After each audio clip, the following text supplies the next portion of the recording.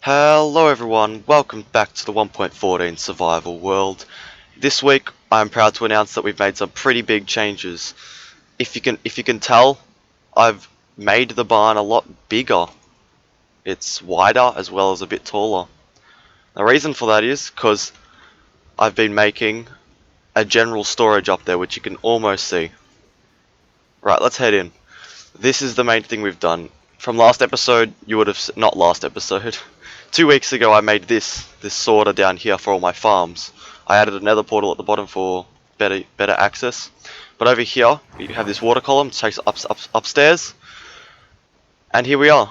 This is our general storage. This looked a lot different last time, but now we actually have general storage. I'm very happy with this. As you can see, we have all the storage for blocks, colored stuff, which was a real mission to get. As you can see, we've got all the different colors in glass, stained glass, concrete powder, concrete, terracotta, glazed terracotta, which I don't think I'll ever use, wool, carpets, and also the dyes at the end. That was a mission. Over here we have items as well, farming supplies, food, mob drops, redstone, valuables like ores, as well as a few other valuables at the bottom here. Chests, and all these different types of new items that were introduced in 1.14, like stone cutters, loom, campfire, fletching table. Don't know, these don't really have a use yet besides villagers. Anyway, and over here is just more miscellaneous, as well as this column here, and non-stackable items. But yeah, this is quite good. I've also put a super smelter over here, which would look very familiar, and some maps. Now this is a map of this general area. As you can probably tell, there's my barn right there, the mob farm, the villager breeder, which is also a carrot farm, my slime chunk, my crop farms, my bacon, and my iron farm over there. I'll give you a quick tour of this area as well, because I made a few minor changes. But we'll quickly have a look at how this machine works. This is very complicated. Although I do understand, I could never design something like this, but I do understand how it works. I'm going to jump into Spectator to make it easier. But here, the general idea of this sorter is that you can fill the chest with whatever items you want, like taking up every slot with whatever items you want. Like a good example is this, and you can see I have all the different types of like fences and stairs and all that for like each type of wood. This was a good challenge. But basically what it does is it unlocks and locks the hoppers as the items go through, so it is quite slow. It takes a long time, maybe 15 to 20 minutes to sort out your whole inventory. But it does the job, and it's really neat, I'd say.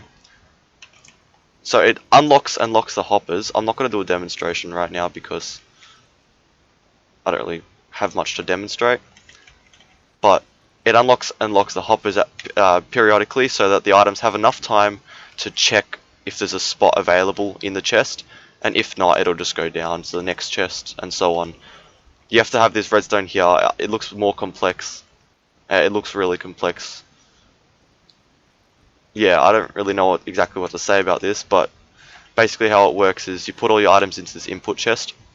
It runs along into this bottom dropper, and this basically starts a whole sorting process.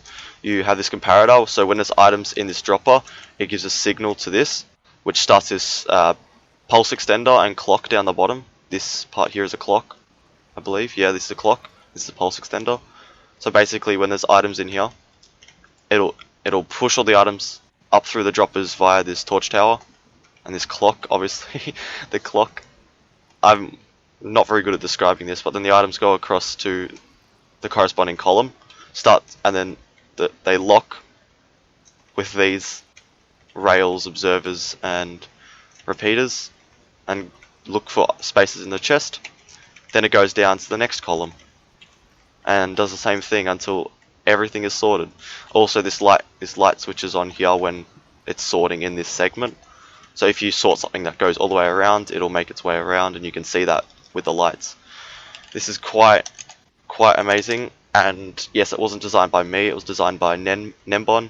I'll provide a link in the description to his video, which also has a world download in that video, which I used to design this. I made it so, obviously from his design, I made a few tweaks, like with the color palette and all that. Anyway, let's head back out. This is the output chest. This will never be used though, because I have a full module for miscellaneous items. So I've done a few little things over here. I've made a mini cocoa bean farm and cactus farm. It's nothing. It's really nothing. I'll have to design better farms in the future. Also have this max beacon here, which happens to be going through the mob farm. But this gives me all 5 of these, all 6 effects actually. Resistance 1 and regen 1. But the rest are 2. They're level 2. Also have a few trees over here, chorus plants. I neatened up this area, so I removed the chests from here, and so the only way to go is through the pipe. Let's have a look. Over here I've got some wolves, which this is where I bred the wolves for my wither skeleton farm, which you saw last episode. I've removed all those chests here. Not too much has changed here. I've got some more slabs for prepping the nether area, which I've done a fair bit more. It's quite efficient, and I have like a few beacons remaining, as you would have seen. Over here, I haven't really made any changes here. That's a rail duplicator. Shh. Over here, I've just added coloured sheep in this pen. But yeah, other than the barn, not much, but the barn is quite fantastic in itself, because honestly, I've never had a general storage before in any other worlds. Like a general storage that automatically sorts, even though it's slow. This is great. This is amazing, and I really like the use of the map as well.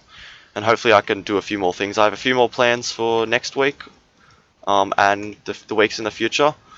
Hopefully I can get some more done, and I guess I'll see you in the next episode.